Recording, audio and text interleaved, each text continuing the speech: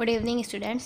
तो आज का हमारा नेक्स्ट टॉपिक है विकास का सिद्धांत, थ्योरी ऑफ इवोल्यूशन। विकास के सिद्धांत से मतलब है डार्विन और वेलेस ने जो अध्ययन किया था उस अध्ययन को मिलाकर उन्होंने कई प्रमाण दिए और उसके आधार पर जीवों के विकास का उन्होंने सिद्धांत दिया। ये सिद्धांत एग्ज़ाम के हिसाब से बहुत इम्पॉर्टेंट है, तो आप लोग इसे नहीं छोड़ेंगे, इसे पढ़ेंगे ही। इसमें फर्स्ट टॉपिक बोला है जीवों में विविधता पाई जाती है जिसके कारण उनके जीने की क्षमता में भी थोड़े बहुत अंतर पाए जाते हैं। कोई कम जीता है तो कोई ज़्यादा, किसी की कम संतानें होती है तो किसी की ज़्यादा। जैसे हम सभी जानते हैं, किसी भी जीव की बात करें, चाहे मनुष्य की बात करें, जानवर की बात करें, जानवरों में भी आप हाथी की बात करें, शेर की बात करें, हिरण की बात करें, पेड़ पौधे की बात करें, वो भी तो सजीव है, वो भी जीवों में ही आते हैं। तो सभी की जो आयु होती है वो जीने की अलग अलग होती है, जीने के तरीके सभी के अलग अलग होते हैं। मतलब जीवों में विविधता मतलब डिफरेंस, उनमें जो चीज़ें अलग अलग होती है तो उन्हीं को बोला गया है। सभी जानवरों में जीने के तरीके भी अलग अलग होते हैं। पेड़ पौधे में भी बहुत सारी वैरायटी होती है। कोई पेड़ पौधे बहुत कम दिन जीते, कोई पेड़ पौधे बहुत लंबे समय तक भी रहते हैं। इसके अलावा जो कुछ होते हैं जो बहुत, जैसे इसमें बोला गया है कि किसी की संतानें कम होती है तो किसी की ज़्यादा। संतानें जो होती है किसी की बहुत कम होती है, किसी की ज़्यादा होती है। हर प्रजाति की एक अलग अलग विशेषता होती है। तो वही बोला गया है कि जीवों में विविधता पाई जाती है। जिनके जीने की क्षमता ज़्यादा होती है वही परिवेश में ढलकर जीते हैं और उनकी नई प्रजाति दिखाई देती है। देखिए, जिनके जीने की क्षमता अधिक होती है, जीने की क्षमता अधिक होती है मतलब जो लंबे समय तक जीते हैं। जैसे अगर मैं कछुए की बात करूँ तो हम सभी जानते हैं कछुए 300 साल तक मैक्सिमम उनकी एज होती है। तो जो बहुत लंबे समय तक जीते हैं, तो अगर पृथ्वी में किसी चीज़ की वजह से या पृथ्वी की भौतिक क्रियाकलापों की वजह से अगर कुछ प्रजातियों का विनाश हो जाता है, तो जो प्रजाति लंबे समय तक जीती है वही प्रजाति नए परिवेश में पृथ्वी के नए वातावरण में ढल जाती है और एक नई प्रजाति उत्पन्न करती है। उस प्रजाति में कुछ परिवर्तन आ जाता है और वो एक नई प्रजाति उत्पन्न करती है। जैसे अगर हमने पिछले चैप्टर में फिंच के बारे में पढ़ा था। फिंच जो होती है गौरैया जैसे दिखती है। इंडिया में जो गौरैया पाई जाती है उसी की तरह दिखती है फिंच। और ये जो फिंच है वो दक्षिण अमेरिका में पाए जाते हैं आपके। तो दक्षिण अमेरिका से उड़कर जो फिंच थे वो कहाँ पहुँच गए? गलापागोस द्वीप पर पहुँच गए। अब वो गलापागोस जो द्वीप था वहाँ पर और भी बहुत सारे द्वीप थे, तो सभी द्वीपों में अलग फिंच क्या है अपनी चले गए उड़ के जो भी है। तो उस हिसाब से फिर वहाँ पर जो खाने के सामान मौजूद थे, वहाँ पर जो उनके भोज्य पदार्थ थे, उस हिसाब से उनके चोंच और उनके पंखों के रंग में परिवर्तन आया। मतलब फिंच जो एक ही प्रजाति है, उनके पूर्वज तो एक ही है, सभी के पूर्वज एक ही है, लेकिन वहाँ के वातावरण, वहाँ के परिवेश के हिसाब से वो अलग अलग हो गए। मतलब उनके पंख के रंग अलग हो गए, अलग अलग हो गए, और जो उनके चोंच थी वो अलग अलग हो गई। तो इससे हम कह सकते हैं कि एक ही पूर्वज से उनकी नई नई प्रजातियां उत्पन्न हुई हैं। कुछ फिंच जो थे वो मांसाहारी थे, कुछ फिंच जो थे वो आपके शाकाहारी थे। अभी हम इस डायग्राम में देखेंगे फिंचों के बारे में। तो वही मैं बताना चाह रही हूँ कि सभी जीवों में विविधता होती है। सभी जीवों के जीने के तरीके, रहन सहन, खान पान सभी अलग अलग होते हैं। और जो जीव लंबे समय तक जीते हैं वही पृथ्वी में होने वाले परिवर्तनों को बियर कर सकते हैं और उनमें परिवर्तन आता है और वह नए प्रजाति उत्पन्न करते हैं। नेक्स्ट बोला है विश्व में प्रजातियों की रचना एक झटके में नहीं बल्कि पहले से मौजूद प्रजातियों से होती है।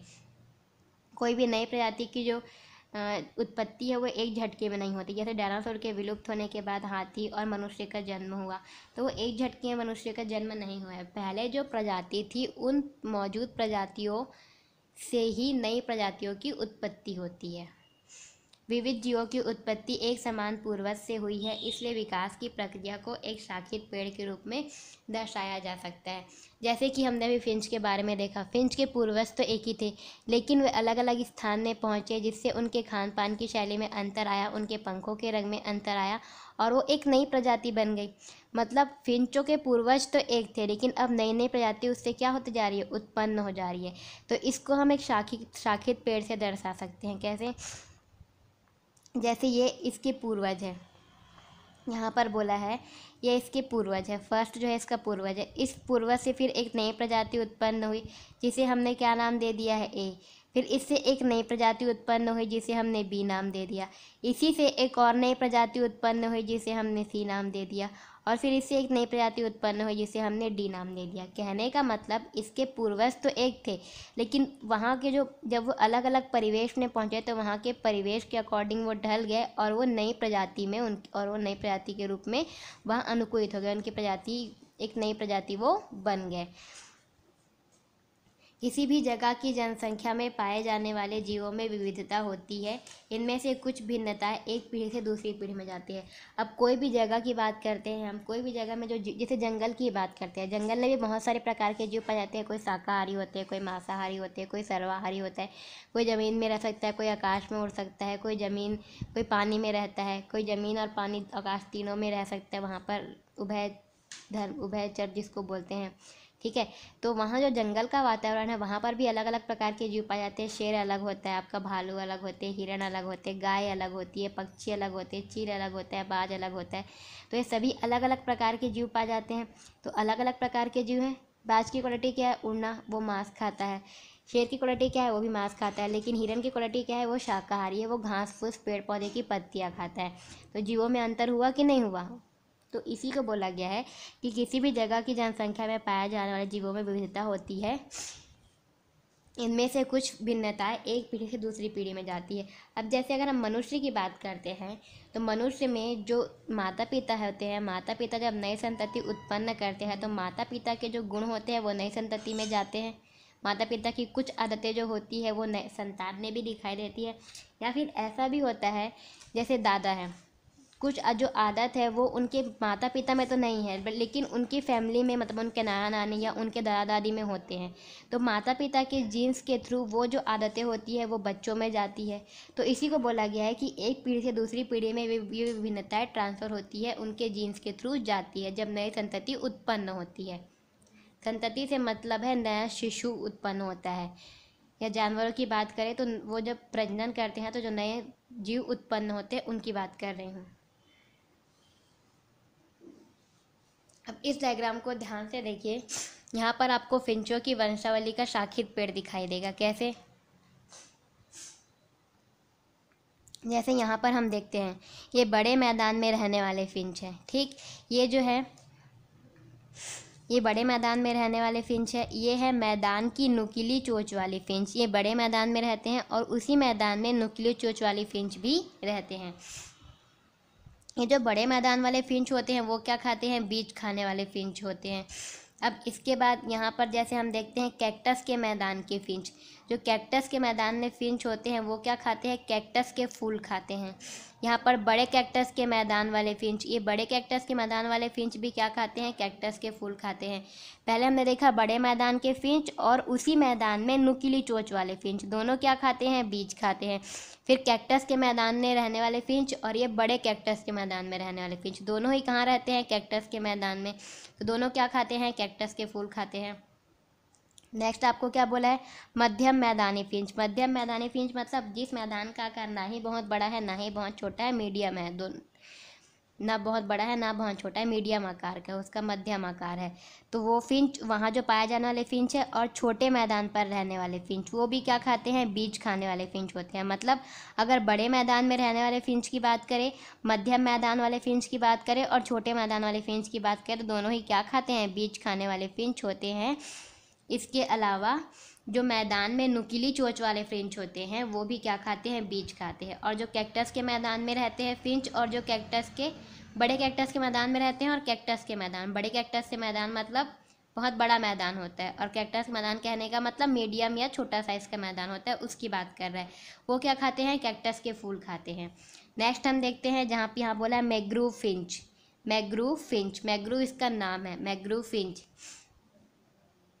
नेक्स्ट है आपका कटफोड़वा फिंच। फिर है बड़े पेड़ पर रहने वाले फिंच। जो मैंग्रोव फिंच होते हैं, कटफोड़वा फिंच और ये बड़े पेड़ पर रहने वाले फिंच। इसके अलावा मध्यम लंबाई के पेड़ पर रहने वाले फिंच और छोटे पेड़ पर रहने वाले फिंच। ये जो पांचों फिंच है ये आपके कीड़े खाने वाले फिंच होते हैं, ठीक है। मैंग्रोव फिंच जो होते हैं, कटफोड़वा फिंच और बड़े पेड़ पर रहने वाले, मध्यम लंबाई के पेड़ पर रहने वाले और छोटे पेड़ पर रहने वाले, ये आपके क्या खाते हैं? कीड़े खाने वाले फिंच होते हैं। नेक्स्ट हम देखते हैं, नेक्स्ट यहाँ पर बोला है शाकाहारी फिंच। शाकाहारी फिंच क्या खाता है? कलियाँ खाने वाला, फूल की जो कलियाँ होती है वो कलियाँ खाने वाला फिंच होता है। फिर गाने वाला हरा फिंच और गाने वाला स्लेटी फिंच। ये जो फिंच होते हैं, जैसे बोलते हैं ना कोयल कूकती है, गाना गाती है, वैसे ही ये जो गाने वाले फिंच होते हैं 2 कलर के होते हैं, एक हरे कलर के होते हैं, एक स्लेटी कलर के होते हैं। दोनों क्या होते हैं? आपके गाने वाले फिंच होते हैं। तो यहाँ पर हम फिंच को वर्गीकृत कर सकते हैं। देखो, दक्षिण अमेरिका के इलाके में विविध फिंच के चित्र। दक्षिण अमेरिका के इलाके में विविध प्रकार के फिंच थे। पहला क्या था? आपका ज़मीन पर रहने वाले फिंच। उसके बाद क्या था? पेड़ पर रहने वाले फिंच। उसके बाद तीसरा है आपका गाने वाला फिंच। तो ज़मीन पर रहने वाले फिंच में कौन कौन से आते हैं? जो बड़े मैदान के फिंच होते हैं और मैदान में ही रहते हैं, बड़े मैदान के फिंच होते हैं। उसके अलावा मैदान में नुकीली चोंच वाले जो फिंच पाए जाते हैं, या फिर जो कैक्टस के मैदान के फिंच होते हैं, बड़े कैक्टस के मैदान के फिंच होते हैं, मध्यम मैदान के फिंच होते हैं और छोटे मैदान के फिंच होते हैं। ये सभी क्या है? मैदान में ही रहते हैं, मतलब ये सभी आपके क्या है? ज़मीन पर रहने वाले फिंच है। इसके अलावा अब ये खाते क्या हैं? तो जो छोटे मैदान और मध्यम मैदान के फिंच होते हैं और बड़े मैदान के फिंच होते हैं, जो मैदान वाले फिंच होंगे वो आपके बीज खाएंगे। जो कैक्टस के मैदान वाले फिंच होंगे, चाहे बड़े कैक्टस के मैदान हो, चाहे छोटे कैक्टस के मैदान हो, चाहे मध्यम कैक्टस के मैदान हो, वो आपके कैक्टस के फूल खाएंगे। ठीक है, ये तो ज़मीन पर रहने वाले फिंच की बात हो गई। अब नेक्स्ट जो आपका मैग्रू फिंच होता है, जो आपका कटफोड़वा फिंच होता है, और जो बड़े पेड़ पर जो फिंच रहते हैं, मध्यम लंबाई के पेड़ पर जो फिंच रहते हैं और छोटे पेड़ पर जो फिंच रहते हैं, वो आपके क्या खाते हैं? कीड़े खाने वाले फिंच होते हैं। और ये फिंच कहाँ पर रहते हैं? पेड़ पर रहने वाले फिंच होते हैं। उसके बाद जो आपका यहाँ पर बोला है गाने वाला हरा फिंच, और ये जो गाने वाला स्लेटी फिंच होता है, इसको किस में वर्गीकृत किया गया है? गाने वाले फिंच में वर्गीकृत किया गया है। तो यहाँ पर देख लीजिए टोटल 15 है, 1 2 3 4 5 6 7 8 9 10 11 12 13 14। तो यही 15 प्रजातियों का डार्विन ने अध्ययन किया था गलापागोस द्वीप पर। ठीक है, तो यहाँ पर इन्हीं फिंचों का वर्गीकरण किया गया है, एक शाखित पेड़ बनाया गया है। शाखित पेड़ किस प्रकार बनाया गया है? ये फिंच के पूर्वज थे, ये फिंच के पूर्वज था। अब इस फिंच के पूर्वज से जो फिंच क्या हो गया, जब अलग अलग जगह पर वो रहने गए, अलग अलग जगह पर वो पहुँचे, तो वहाँ के वातावरण में ढल गए। कैसे? कुछ फिंच जो ज़मीन पर रहने लगे, और कुछ फिंच जो पेड़ों पर रहने लगे, और कुछ फिंच जो गाने वाले फिंच बन गए। तो जो फिंच ज़मीन पर रहते हैं, तो ज़मीन पर रहने वाले कौन कौन से फिंच हो सकते हैं? या तो वह कैक्टस के मैदान में रहते हैं, या तो वो छोटे बड़े या फिर मध्यम आकार के मैदान में रहते हैं। मतलब यहाँ पर मैदान वाले फिंच अलग हो गए और आपके कैक्टस के मैदान वाले फिंच अलग हो गए। उसके बाद जो पेड़ पर रहने वाले फिंच थे, उसमें बड़े पेड़ पर रहने वाले फिंच आते हैं, छोटे पेड़ पर रहने वाले फिंच आते हैं और मध्यम पेड़ पर रहने वाले फिंच आते हैं। या फिर कटफोड़वा फिंच और मैग्रो फिंच, वो भी आपके पेड़ पर रहते हैं और क्या खाते हैं? कीड़े खाते हैं। उसके बाद यहाँ पर आ गया आपका गाने वाला फिंच, जो कि गाना गाते हैं, और उसके बाद कलियाँ खाने वाला फिंच। तो ये सब फिंच की क्या है? प्रजातियाँ हैं, जिनका अध्ययन डार्विन ने गलापागोस द्वीप पर किया था। और ये जो फिंच है वो गलापागोस द्वीप पर पहुँचे कैसे? दक्षिण अमेरिका से उड़कर ही वो गलापागोस द्वीप पर पहुँचे। जो गलापागोस द्वीप है वो दक्षिण अमेरिका में ही आता है, इसलिए यहाँ पर लिखा गया दक्षिण अमेरिका के इलाके के विविध फिंच। नेक्स्ट हम देखते हैं, नेक्स्ट टॉपिक में आपका बोला गया है, हर प्राणी विशेष का अस्तित्व बनाए रखने के लिए उनमें कुछ खास विभिन्नताएं होती है। एक प्रजाति में यह विभिन्नताएं एक पीढ़ी से दूसरे पीढ़ी तक पहुंचती है। तो धीरे धीरे संतान पीढ़ी जनक पीढ़ी से भिन्न होती रहती है और एक नई प्रजाति का रूप ले लेती है। देखिए, हर प्राणी विशेष की अलग अलग विविधता होती है, सभी जानते हैं। सभी जानवरों की अलग अलग विविधता होती है। गाय की विविधता अलग होगी, गाय मतलब जो दूध देती है, हम सभी जानते हैं, उनकी पूजा करते हैं। अगर शेर की बात करें तो वो मांस खाता है, भालू की बात करें तो वो भी मांस खाता है, नील गाय की बात करते हैं, इंसानों की बात करते हैं। सभी तो जीव है, सभी में अलग अलग गुण हैं, इसलिए बोला है कि सभी में विविधता पाई जाती है और यही विविधता उनके अस्तित्व को बनाए रखती है।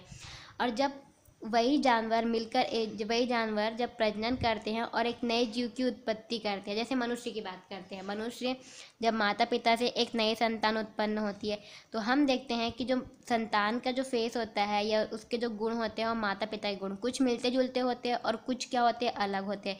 फिर उस संतान से जब नई संतति उत्पन्न होती है तभी उनके फेस में धीरे धीरे क्या आने लगता है, अंतर आने लगता है, उनके गुणों में धीरे धीरे अंतर आने लगता है। तो वही यहाँ पर कह रहा है, जब जनक पीढ़ी मतलब जो जन्म देती है, और संतान पीढ़ी मतलब नई संतान। तो नई संतान, जनक पीढ़ी से जब नई संतान उत्पन्न होती है तो उनमें जनक पीढ़ी के तो कुछ गुण होते हैं, उसके साथ में उनमें कुछ विभिन्न गुण भी होते हैं। फिर उस संतान पीढ़ी से नई पीढ़ी उत्पन्न होती है, फिर उससे और नई पीढ़ी उत्पन्न होगी तो धीरे धीरे उनके गुणों में क्या आती जाएगी, विभिन्नता आती जाएगी, और इस प्रकार एक नई प्रजाति का जन्म होता है। और किसी परिस्थिति में ये लाभदायक सिद्ध होता है और कभी कभी ये लाभदायक भी सिद्ध होता है। नेक्स्ट बोला है, लाभदायक विभिन्नताओं वाली विविध प्रजातियां किसी आवास में पनपने लगती है और समय के साथ इन प्रजातियों की आबादी में वृद्धि होती है, जो पहले से उपस्थित प्रजातियों की आबादी को प्रभावित करती है। फिर उस आवास में जीने के लिए ज़्यादा सक्षम प्रजातियों की आबादी अन्य प्रजातियों का स्थान लेने लगती है। इस प्रकार प्रजातियों की आबादी में क्रमशः बदलाव होता है, जिससे जीवों का विकास चलता रहता है। जब हम शुरू में देखते हैं आदि मानव की बात करते हैं तो आदि मानव कहाँ रहते थे, जंगलों में रहते थे, ये हमने पढ़ा है। तो उस समय आदि मानव की जनसंख्या कम थी और जो पेड़ पौधे थे, जानवर थे, उनकी जनसंख्या ज़्यादा थी, क्योंकि वो भी जंगलों में रहते थे। ठीक है, तो ये जो मनुष्य है, मनुष्य की जो नई प्रजाति, मनुष्य की जब वृद्धि हुई, उनका विकास हुआ, तो इससे आज हम सक्षम मनुष्य के रूप में सभी जानते हैं, जिनको होमो सेपियंस हम कहते हैं। तो ये लाभदायक प्रजाति है मनुष्य की प्रजाति, क्योंकि ये मनुष्य की प्रजाति बहुत सारी चीज़ों का आविष्कार हुआ है और हम इतनी विलासिता भरा जीवन जी रहे हैं। लेकिन जैसे जैसे मनुष्य की प्रजाति में विकास होते गया, वैसे वैसे मनुष्य की जनसंख्या बढ़ती गई, और मनुष्य की जनसंख्या बढ़ती गई तो जो जानवरों की जनसंख्या थी, जो दूसरे पशु पक्षियों की जनसंख्या थी, वो धीरे धीरे क्या होती गई, कम होती गई, क्योंकि जो मनुष्य की प्रजाति थी, उस मनुष्य की जो आबादी थी वो ज़्यादा थी और वो उस परिस्थिति में जीने के लिए सक्षम था। और आज कुछ ऐसी प्रजातियां बची है जो पूरी तरह से विलुप्त हो चुकी है, कुछ ऐसी है जो विलुप्त होने की कगार पर है। तो यही बोला गया है इसमें कि जो प्रजाति उस वातावरण में जीने के लिए सक्षम होती है वो पुरानी प्रजातियों का स्थान ले लेती है। जैसे कि मनुष्य की प्रजाति ने जो जानवर थे, जो पशु पक्षी थे, उनका स्थान ले लिया है, और जो जानवर और पशु पक्षी का स्थान क्या होते गया है, धीरे धीरे कम होते गया है। तो इस प्रकार जीवों का विकास चलता रहता है और आज हम देख रहे हैं कि मनुष्य की जनसंख्या कितनी अधिक उसमें वृद्धि हो गई है। नेक्स्ट है आपका जैव विकास के सिद्धांत एवं उसके प्रतिपादन करने का विवरण। डार्विन द्वारा लिखित पुस्तक on the origin of species by natural selection तथा वेलेस द्वारा लिखित पुस्तक डार्विनिज्म में मिलता है। जैव विकास के सिद्धांत और उसे प्रतिपादित करने के लिए जो डार्विन ने प्रमाण जुटाए थे, वो उसकी पुस्तक on the origin of species by natural selection में मिलता है। और वेलेस ने भी एक पुस्तक लिखी थी डार्विनिज्म, उसमें भी इस जैव विकास के सिद्धांत को हम देख सकते हैं, उसमें पढ़ सकते हैं। ये पुस्तकें क्रमशः 1859 और 1889 में छपी थी। नेक्स्ट टॉपिक है प्रजातिकरण। प्रजातिकरण में हमारा पहला टॉपिक है अनुकूलन और प्रजातिकरण। अब हम देखते हैं अनुकूलन क्या होते हैं।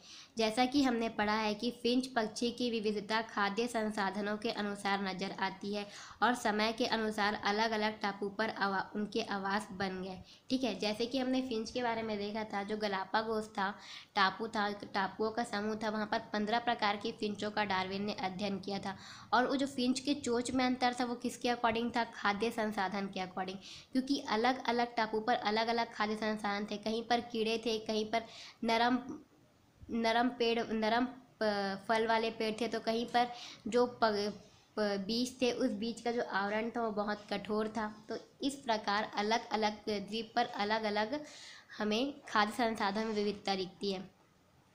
तो जो फिंच जिस द्वीप पर पहुँचे तो वहाँ के खाद्य संसाधन के अनुसार उनके चोंच में परिवर्तन हुआ, जिससे फिंच की नई नई प्रजाति बनती गई और वही टापू उसका आवास स्थान बन गया। इस तरह समय के साथ किसी जीव का अपने आवास में ढल जाने की प्रक्रिया को अनुकूलन कहते हैं। मतलब समय के साथ अगर कोई जीव किसी स्थान पर ढल जाता है, वहाँ पर वो रह जाता है, वहाँ पर वो वृद्धि कर सकता है, प्रजनन कर सकता है, तो उसी को ही हम, इस प्रक्रिया को हम अनुकूलन कहते हैं। जैसे मनुष्य आज इस आवास में ढल चुका है, तो मनुष्य इस आवास के लिए अनुकूलित है, चाहे वो शहर की बात करे चाहे गाँव की बात करे। और अपने आवास में अनुकूलित जीवों की आबादी समय के साथ साथ बढ़ती जाती है। और हम देख रहे हैं कि हम जिस आवास में रहते हैं, हम जिस पृथ्वी पर यहाँ पर रह रहे हैं, वहाँ पर हमारी आबादी धीरे धीरे बढ़ती जा रही है। अगर हमें अमेज़न के जंगलों में भेज दिया जाए तो क्या हम वहाँ पर सर्वाइव कर पाएंगे? नहीं कर पाएंगे, क्योंकि अमेज़न के जंगल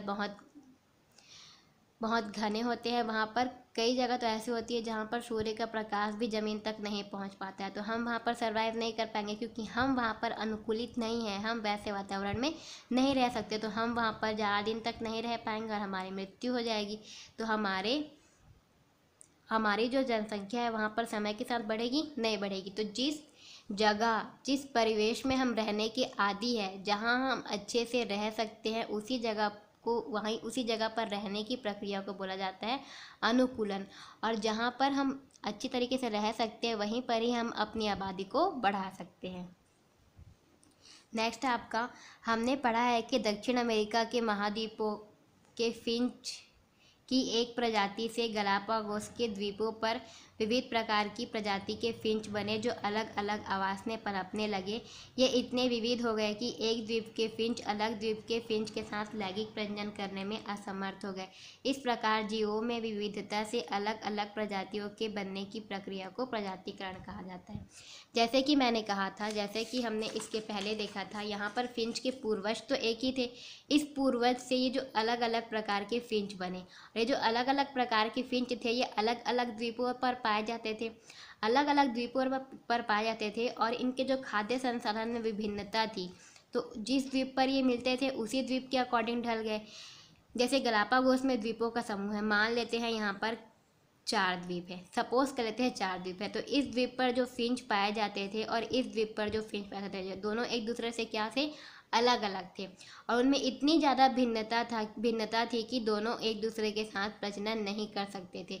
हालांकि दोनों के पूर्वज एक थे, तो उनको तो प्रजनन करने में असमर्थता नहीं होनी चाहिए, लेकिन वो अपने वातावरण में इस तरह से ढल चुके थे कि वो आपस में प्रजनन करने में असमर्थ थे।